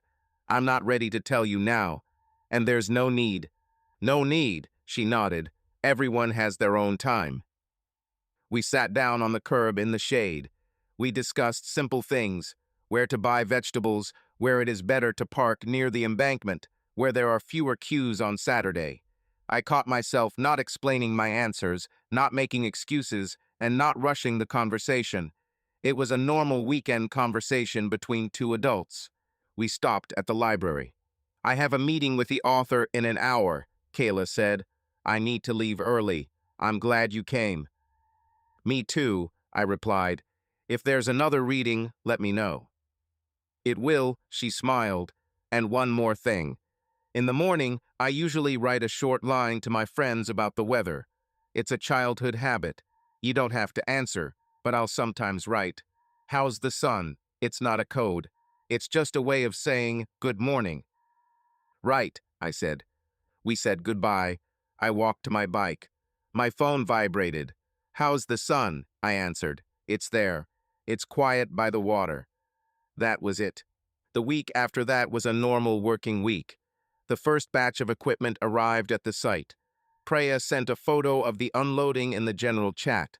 Marcus installed the sensors, showed the real-time graphs in the office. Anna negotiated with two HOAs for access to the site. Diana said at the Friday stand-up, "Keeping up the pace. The next big thing is the first integration. Nate, make a list of black swans." Then she chuckled. "Okay, let's call it things that break most often. Put it in a prominent place." "I'll do it," I said, "and I'll put a list of who we call at night if it breaks down." "This is what is needed," she confirmed. That evening, I got a text from Kayla. "There's a little street concert tonight at South Congress. If you go, wave. If you don't, no problem." I was tired, but I walked over for 10 minutes anyway. She stood off to the side, holding a glass of water. We exchanged quick conversation, listened to two songs, and went our separate ways. No promises. I noticed it was easier for me to get up in the morning. Not because life got better, but because my head had a clear order. I worked, ate, talked. In the evening, sometimes I checked a book, sometimes I walked. There were no messages from Brooke, and that was fine. At the end of the week, Diana wrote in the general chat, "Thanks for the quarter. Next Friday general call. I will mark several people publicly." I did not attach any importance to this meaning until during the call itself she said, "And one more thing. In every block we have a person who made a non-obvious difference. This time it's Nate. For the system with the city, the supplier, and the residents. For not being noisy and to the point." Applause. People in the windows clapped. I said, "Thank you," and turned off the microphone. I didn't want any unnecessary phrases. After work, I went to the embankment. My phone blinked. "How's the sun there?" I wrote. "In the shade, but there's light." The answer came, "Fine. Have a nice weekend then." The text came at 7:12. "How's the sun?" I replied. "Quiet by the water, clear skies." Kayla sent a mug emoji and added, "If you're not busy tonight, help me carry boxes to the library. We have reading and craft tomorrow." Before lunch, I had a tight schedule, checking access to the school roof, clarifying the time for lifting cables, a short call with the supplier about packaging. At 11, Diana came in without knocking. "HR is having a picnic at Zilker on Saturday. Come. If you have a +1, come too. No obligation." "I will," I said. "I'll clarify +1." She nodded and left. I looked at the calendar. I could stop by the library in the evening. I pulled up to the city library at 5. A spacious lobby, warm light, the smell of paper. Kayla was standing at the registration desk with two cardboard boxes. Her hair was pulled back into a bun, and she was wearing a badge that read Kayla Outreach. "Hi," she said. "Third floor, small event room. Let's get you up and then coffee."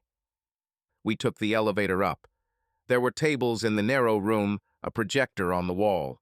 Kayla was laying out supplies: glue sticks, colored paper, short pencils. "We have neighborhood heroes tomorrow," she explained. "The children draw people they know: the postman, the teacher, the coach. No pathos, just those who make their day normal." "Good topic," I said. "Our project has similar logic. Show people who is responsible for what. Then there will be less stress." "Yes," she nodded. "When adults keep everything in their heads and remain silent, children feel the tension. When you explain things to them, they are calmer." We laid out the last sheets. I glanced at her phone. Almost all notifications on the screen were turned off. "Do you often turn off the sound?" I asked. "Almost always," she answered. "Otherwise, the brain turns into other people's remote controls. At the end of the day, I check everything at once.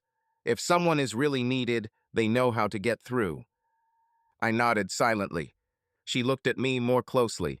"It's not a hint," she added. "It's just my way of not getting burned. And a boundary. I give people fair warning. I value honesty," I said. "I also keep a routine. Work during working hours. At night, the phone is in another room. This is important to me now."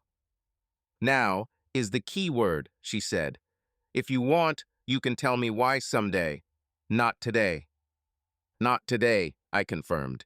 We went downstairs and got coffee from a small kiosk near the entrance. We sat by the window. In the hall, children were leafing through books. A father and son were arguing about whether to take dinosaurs or firefighters. "You said you were having a picnic this weekend," Kayla reminded him. "I can throw you some salad if you need it. I have a work bowl that will survive any movement." "Come yourself," I said. "It will be easier than retelling it later." "Is this an invitation?" she asked calmly, without a false smile. "Yes, as a plus one. No strings attached." "Okay, then meet me at the park entrance at noon," she said. "I'll bring a salad with beans and corn. No mayonnaise." "That's a plus," I replied. Zilker Park greeted us with heat and the smell of grass. HR set up 2 tents, coolers with ice, a table with plates. Diana handed out name stickers. Marcus brought lemonade. Preya brought flatbreads and sauce. Anna brought peach pie. "This is Kayla," I introduced. "We met at the bookstore. She makes children's programs." "That's great," Diana said. "We all have grown-up jobs, and it's good to see someone working with kids. Welcome." Kayla and I put the salad on the communal table. Marcus stopped next to us. "Congratulations on the grant," Kayla said. "Nate said it was a group effort." "That's true," Marcus replied. "But everyone has their own gear. If one falls out, the rest slips." "Sounds like my team," she smiled. "When one presenter gets sick, the whole plan falls apart. But if everyone has a backup script, the day is saved." Diana raised her glass of lemonade. "No speeches," she said, "but thank you for coming. I appreciate it when people see each other outside their computers. Eat." We sat on the blankets. The conversations were about the weather, about the lawns, about the best places for a morning run. Kayla didn't play, but she easily joined in. She asked Preya how they negotiated with the city, Anna how HOA is organized, Marcus why there were so many sensors on the pole. "So as not to guess," he answered. "When there is data, there are fewer emotions. This also helps me in life." "Me too," Kayla said. "After a couple of failed projects, I started keeping a detailed calendar with flowers. I know where I'm going too far." Speaking of excesses, Diana added and looked at me, "We have our first integration in a week. Remember, be there, but don't stand over people's shoulders. Trust the master." "Got it," I said. "I'll be there to remove blocks, not to direct every step." "Great," she nodded. After we ate, Kayla and I walked to the edge of the field. People were playing frisbee, kids were chasing a ball. I poured us water from the cooler. "How do you like my colleagues?" I asked. "It sounds like a team that talks business," she replied, "and a leader who knows how to give. I mean Diana." "Yes," I said. "It's rare." "By the way, how do you imagine future meetings?" she asked without a pause. "I am fine with people not giving names right away, but I like clarity. It is convenient for me when we plan at least one evening together in advance. If there is a cancellation, we write immediately, and I don't like disappearing for days." "I agree," I replied. "I can offer a simple set of rules. If I'm late, I write. If I'm going on a business trip, I tell each other in advance. We don't check each other's phones. If we want silence, we warn each other. And also, I can't stand arguments in messengers. A phone call or a meeting is better." "It fits," she said. "And I'll add on my own behalf. Sometimes I live for events, and I have days when after 6 I don't talk to anyone. It's not about resentment. It's about the battery. I'll say this in advance." "Okay," I nodded. "It's easy for me to talk to you in such words." "Because you're not preaching," she said. "We've both had stories where people didn't say the basics." She didn't ask for details. I appreciated that. The following week, we had a short excursion to the school library. Rachel invited us to show the 8th graders what district energy was. We went with Anna and Marcus. I drew a diagram of house school substation on the board. Marcus showed a plastic model of the sensor. Anna explained who to call if you see a broken panel. "Why do we need to know this?" asked the boy in the sweatshirt. "To understand that the city is not magic," I replied. "It's people and processes. When you know who to write to, you save time for yourself and others." After class, I saw Kayla in the hallway. She brought a box of new books to their children's area. "It was a coincidence," she said. "We have a scheduled delivery." "We're having dinner with friends on Friday," I said. "Anna's inviting me over with her husband. Want to join her? It'll be quiet, not an office get-together." "Yes," she answered. "I'll bring some bread." Anna's house was in a neighborhood with single-story houses and well-kept yards. There was a grill in the yard, salads, baked vegetables, and water with lemon on the table. Anna's husband, Miguel, was greeting the guests.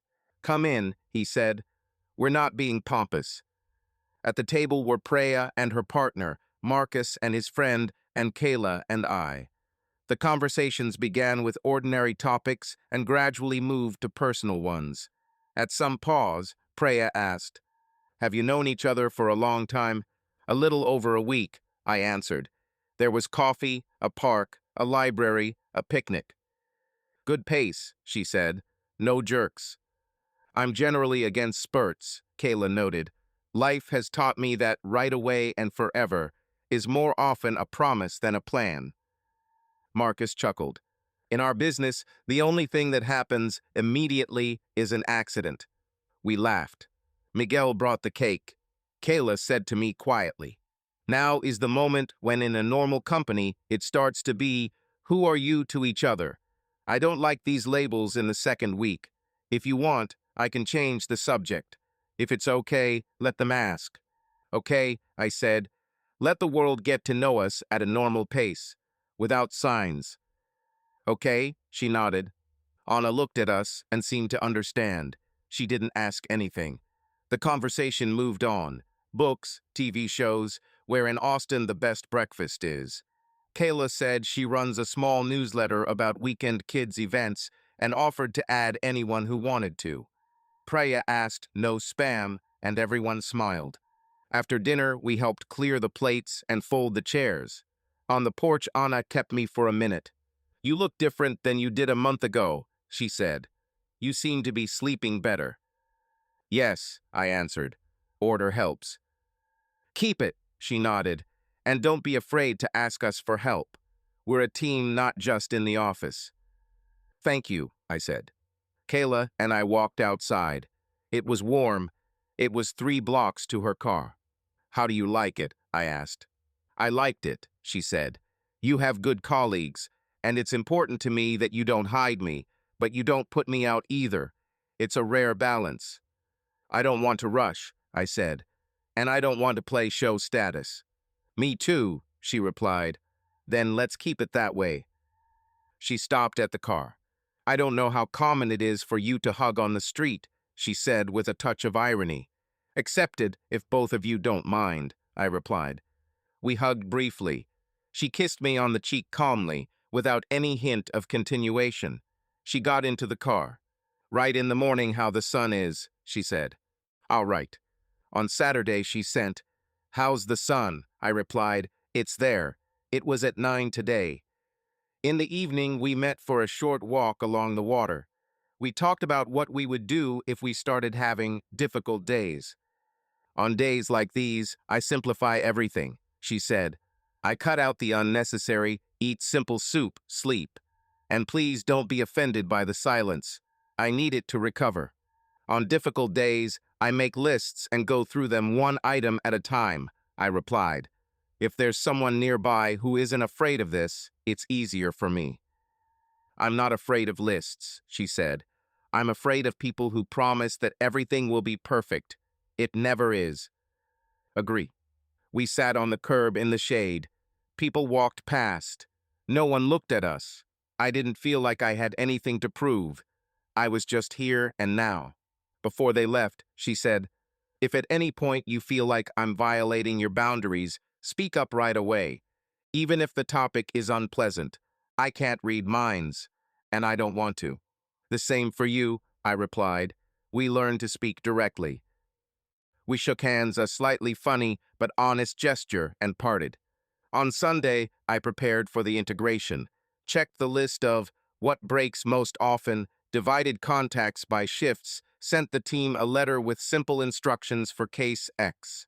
The responses came quickly: received, accepted, okay. Diana added a short, it is clear that it has been thought out. The morning began with a usual jog along the water. On the way back, the phone vibrated, a voice message from Rick. Nate, hey, just a quick update. We have news. Logan is back on the air, but without fanfare and not for the evening, they put him on the daytime block. Plus, everyone got new rules about boundaries, mandatory training, reporting on relationships at work, separate rules for travel and hotels. I'll send you the letters if you want. Hang in there. I finished listening and dialed him. I heard, I said, thanks for the update. I'll tell you about Brooke, too. She's trying to get a job at the neighboring market. They ask direct questions at the interview. It's hard for her. I understand, I replied. Let him decide for himself. I'm not involved in this anymore. Accepted. If anything, call. I hung up and went home. Breakfast, shower, short to-do list. We had a meeting at 9 to discuss readiness for the first integration. In the conference room, Diana opened the agenda. Today, we're checking the school and substation communications nodes, she began. Tomorrow, integration. Same roles. Nate, any final clarifications on clearances? Yesterday, we received the final paper from the inspector. Unloading according to schedule. Agreed with the foreman. Excellent.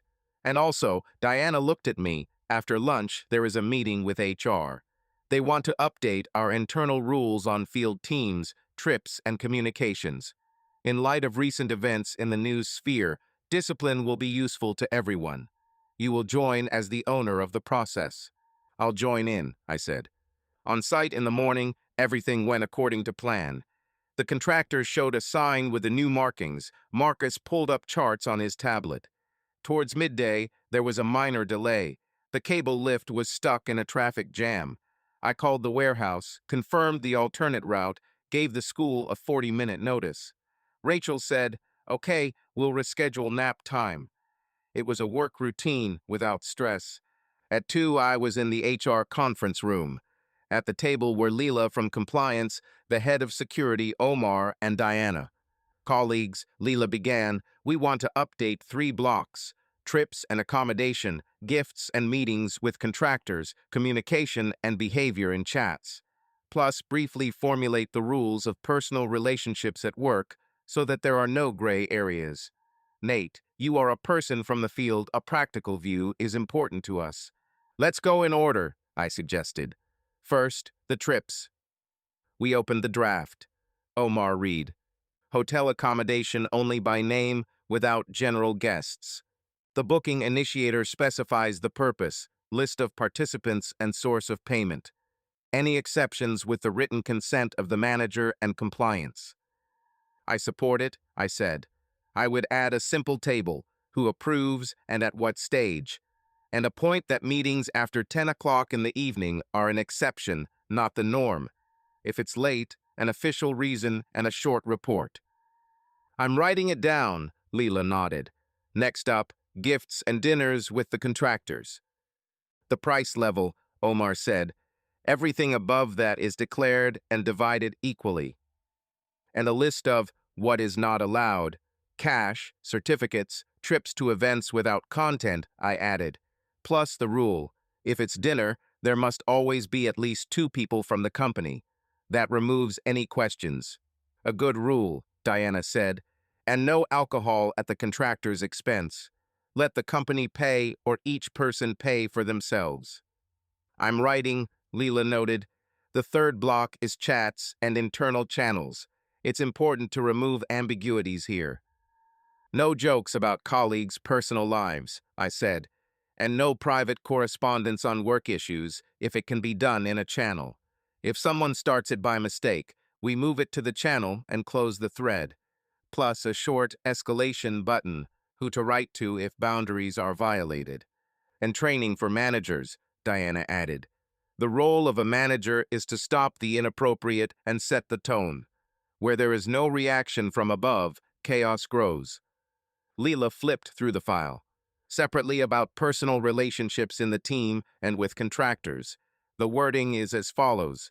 Relationships between employees with direct or indirect dependence on reporting are unacceptable.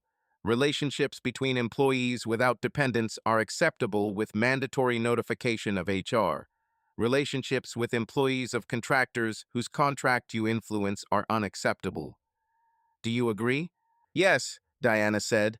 And we don't hunt people. We make the rules clear and the same for everyone. I'll suggest one more thing, I said. A clear template for how to say no. Something like, I don't feel comfortable with that joke suggestion. Let's keep the conversation in the work zone. People often lack the phrase, not the courage. Excellent, Leela noted. I'll include it in the cards for managers. We went through all the points. The output was 5 pages without unnecessary words and with clear examples. Diana closed her laptop. Thank you, she said. We'll launch pilot training on our block on Thursday, then scale it up. I'll conduct the first session, I said. Briefly, with cases and without moralizing. That's how it should be, Diana nodded. In the evening, I went to the gym of the complex, did half an hour on the treadmill and 10 minutes of stretching. The phone was in the locker. When I got home, I saw 2 letters from Brooke. The first was long, about therapy, about her attempts to understand why she ignored the signals, about the fact that she was not writing for an answer. The second was shorter. Thank you for not disclosing the details to anyone. I read both, closed them, and moved them to the archive folder. I did not write. The next morning, how's the sun, came at 7:05. I replied, calm down. Then work, preparing for training, checking with Preya on the contractor's night schedule, a quick meeting with Marcus on metrics. On Thursday afternoon, we gathered people in a conference room. On the screen were simple slides. Trips, dinners, chats, relationships, escalation. We don't come here to catch anyone, I began. We come so that everyone has the same rules, and so that when you have doubts, you have text and contact. I analyzed 3 cases, a late dinner where a contractor suggests continuing at the bar, a joke in a chat room that one person called normal and another called inappropriate, an overnight trip where someone suggests saving money by arranging a room for the guests' fund. People asked practical questions, who signs exceptions, how to properly record no, what to do if the manager is the source of the problem. If the manager is the problem, I said, go to the manager's manager and to compliance. No need for heroism. We need a system. After the session, Leela came up to me. Thanks for the tone. No morals, but to the point. It's easier to accept. And thank you for the clear text, I replied. People should have a sheet that they can open at any time. Rick called in the afternoon. I went outside. Another update, he said. The channel now has quarterly trainings, personal and official. Simple rules were laid out. No general fund in hotels, correspondence only in official channels. Logan goes on daytime broadcasts without advertising and banners all over the city, quietly as if nothing happened. That's to be expected, I said. People quickly reframe the picture when they need to move on. Yes, Brooke also wrote to me, asking me not to pass her letters on to you. I said that you and I do not discuss her letters. That's where we ended. That's right, I replied. Let him build his life without me. How are you? Without general phrases. I have a structure. Work, sleep, food, sports. Plus, I have people with whom I feel calm. That's enough. Good to hear, Rick said. If I ever come to Austin, I'll stop by your place for barbecue. You know where the best brisket is, right? I'll find out by the time you arrive, I said. In the evening, Kayla invited me to a silent book club on the terrace of a small bar. The format is simple. People come, read silently for an hour, then those who want to can discuss without obligation. I came, sat in the corner, opened my thin nonfiction. After an hour, Kayla and I went outside. Does this suit you? She asked. Yes. I feel comfortable when there are people around and silence at the same time. Me too, she said. And I like that you don't play the now I'm going to prove how good I am game. You're just present. I try to make things, not experiences, I replied. Let's talk about next week, she suggested. I'm teaching a workshop on Wednesday and I'm free on Thursday. How are you? I can on Thursday after 7. We'll meet in the deserted hall of the museum. It's quiet there in the evenings. Agreed. On Friday, Diana sent a short message. The block with the rules has been accepted. We are launching it throughout the company. I replied, okay.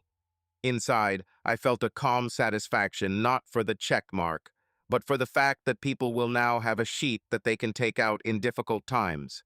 By lunchtime, another email from Brooke arrived. It was short. Thanks for keeping quiet. I'm continuing therapy. I hope you're doing well. Again, I didn't respond. I opened the archive folder, put the email in there, and closed the tab. In the evening, my team and I went to a diner near the office. The conversation was simple. Who does what on the weekend? Who takes the kids where? Who runs in which park? Anna asked, how did the first session with the rules go? Without resistance, I replied. People are tired of gray areas. It's easier for them when there's a clear text. I saw that, Diana said. Thank you again. On Saturday morning, a familiar, how's the sun, came through. I replied, it's shining, but the heat has been pushed back to the evening. Meet me at the museum on Thursday. Kayla wrote, yeah. Also, there's a reading in the park on Sunday, but I'm not pulling a big circle. If you come, we'll just sit on a bench. No plans. I'll come, I answered. I closed the messenger, turned the phone upside down, and went to make coffee. On the table lay a printed sheet with our new field code. 5 pages that don't promise perfection, but remove unnecessary reasons for guesswork. This was something I could do myself, not discuss someone else's life, but put my own and my team's lives in order. The first signal came at 6:45. The contractor wrote, we are here. Today, we launched the first integration.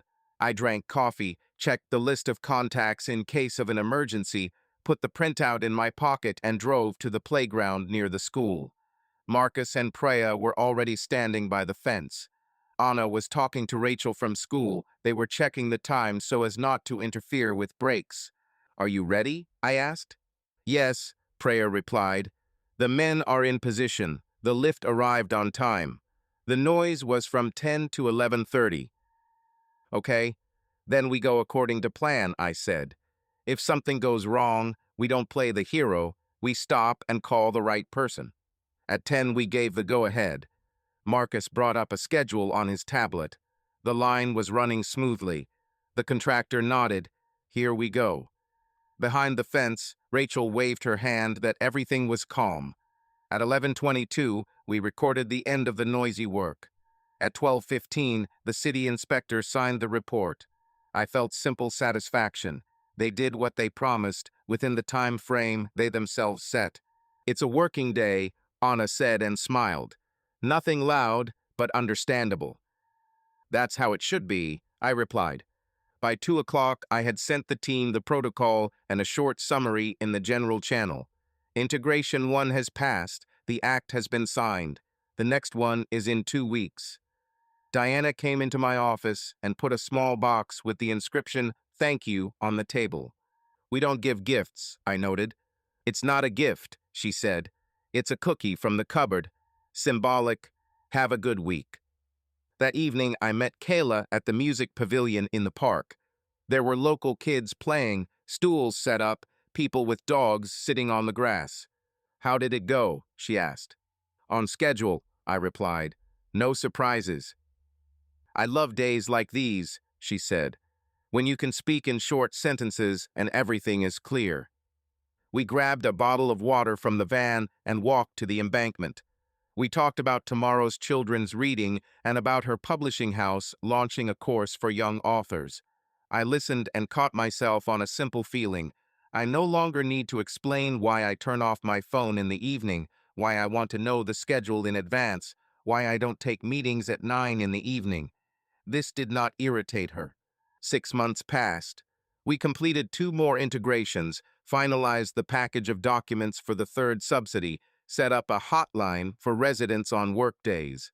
There was a board in the office with simple rules that Leela from compliance and I wrote. People came up to it, took photos, printed out copies for themselves. No loud slogans, just text that helps in times of doubt. Legally, everything fell into place. The lawyers sent me the final version of the separation agreement. I read it and signed it electronically. In the evening, a notification arrived. Document completed. There was no pause inside. It was a period in the paper sense and confirmation of my period in a human way.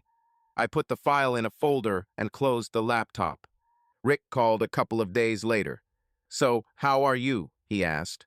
The only hot stuff in Portland is in the comments section. The channel is quiet. Logan is hosting a daytime block. No signs on the bridges. Brooke is apparently hosting a freelance podcast, trying to put together a portfolio. I'm fine, I said. Work is going on. There's a routine. I sleep evenly. Good to hear, he said. I'll pick a week and fly out to you. I'll check out your Texas version. Come on over, I replied. I already know a place with decent brisket. At the end of the quarter, Diana from headquarters came to Austin. We had morning meetings, and in the evening we had a small gathering in the new pavilion overlooking the city. No speeches from the podium, just people, a table with drinks, a short speech. We did an important job, Diana said. Not because we were saving something at the last minute, but because we kept the pace and the boundaries. Nate, thank you for the structure and the rhythm. The team, thank you for not confusing being able with pretending. The applause was short, without unnecessary emotions. After dinner, Diana came up to me. I'm ready to formalize a long story, she said and handed over the folder. A permanent contract and an option. I don't like to drag it out when everything is obvious. Thank you, I replied. It's comfortable for me to work here. It's obvious, she nodded. And one more thing. It seems to me that you've become lighter. Not in the sense of irresponsible, but in the sense of without the extra. Keep that. I'm trying, I said. As people began to leave, Kayla came to the entrance. She was not one of our group, but Diana knew her, so there were no questions. It's quiet here, Kayla said. Not all offices can get together like this. It's Diana's fault, I replied. She knows how to speak briefly. We went out onto the terrace. From below, we could hear sounds from the neighboring area, where someone was celebrating a birthday, and a couple with a dog were walking nearby. Kayla asked, "What do you want for yourself next?" "Not about work, but in general." "I want to keep a rhythm," I said. "To say yes and no honestly, not to wait for someone to cancel. I want the weekend not to be a punishment for the week. I want simple things: breakfast on Saturday, a bike, something new twice a month, a place, or a habit." "That sounds like a plan," she said. "I want to add one more thing.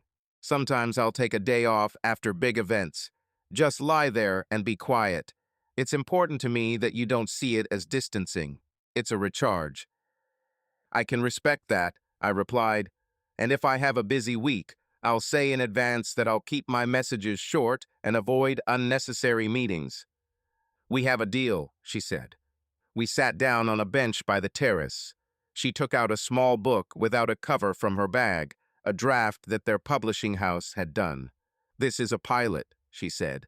"Children's stories about their neighbors. We collected them from schools and libraries. There's enough text here for an hour. I brought it to you as someone who works with real neighbors, residents of the area." "I'll read it," I said, "and I'll tell you honestly that it works." "That's what I'm counting on." A week later, the city held a small ceremony at one of our substations. A few residents showed up: Rachel from the school, a representative from the Department of Energy. No ribbons or scissors, short speeches, then a tour for those who wanted to. "Thank you to everyone who did the work in the shadows," said a city spokesman. "We appreciate it when things happen on schedule and without surprises. That means someone did a lot of invisible work." He nodded in our direction. I said a few sentences about the pace and about the residents not being clients but participants in the process. After the ceremony, a man of about 60 approached me. "I've lived a block from here for 30 years, he said. "I've seen different projects. Thank you for remembering about the school schedule. I worked as a teacher. It's important to me." "Thank you for telling me," I replied. "It helps." Kayla stood a little to the side. We agreed to meet later at the food trucks. When the ceremony was over, she came over. "I've seen you speak," she said, calmly, without unnecessary things. "People like that." "And it's easier for me in this mode," I replied. We walked to the row of food trucks, grabbed a plate of tacos, and sat down on plastic chairs. She asked, "Do you sometimes open old photos?" "Sometimes," I said honestly. "I look at Portland, at those first trips. Not to regret, to remember that we were living people. But I don't go back there, and I don't plan to." "That's great," she said. "I sometimes read old letters from authors who didn't make it, not to be upset, but to understand how they've grown." I nodded. We ate in silence. This silence did not require explanation. It was normal. One evening, already closer to autumn, we sat on the grass by the embankment. The musician played the guitar quietly. Children nearby launched paper airplanes. Kayla turned to me. "What are you grateful to the past for?" she asked. "Not for the sake of reporting, just for fun." I thought for a couple of seconds. "For showing me what I definitely don't need," I said, "and for letting me go when I decided to, without mutual performances." "Honestly," she said, "I'm grateful that I learned to say no politely and in time. It saves me." "I'm glad we speak in these words," I said. We sat for a little while longer and went home. She stopped at the entrance. "I want to ask you this," she said calmly. "I understand that sharing is a loaded word. I'm not suggesting moving in tomorrow. But if it becomes real in time, are you ready to think about it?" "I'm ready to think," I replied, "but not to jump. It's important to me that every step is conscious. Let's agree that we'll check ourselves once a month. Is everything okay? What needs to be adjusted? Where are we overloading each other?" Not in the form of a debriefing, but as a regular adjustment. "That's fine," she said. "And if at some point you realize you want to be alone, you'll tell me. I don't want to live with someone who clings to me out of fear of being alone." "I will tell you," I replied. "And you will tell me if you need to go your own way." We hugged. She went home by taxi. I went up to the apartment, put the phone on the nightstand, and sat on the edge of the bed. I opened the notebook and wrote 3 lines. Contract signed.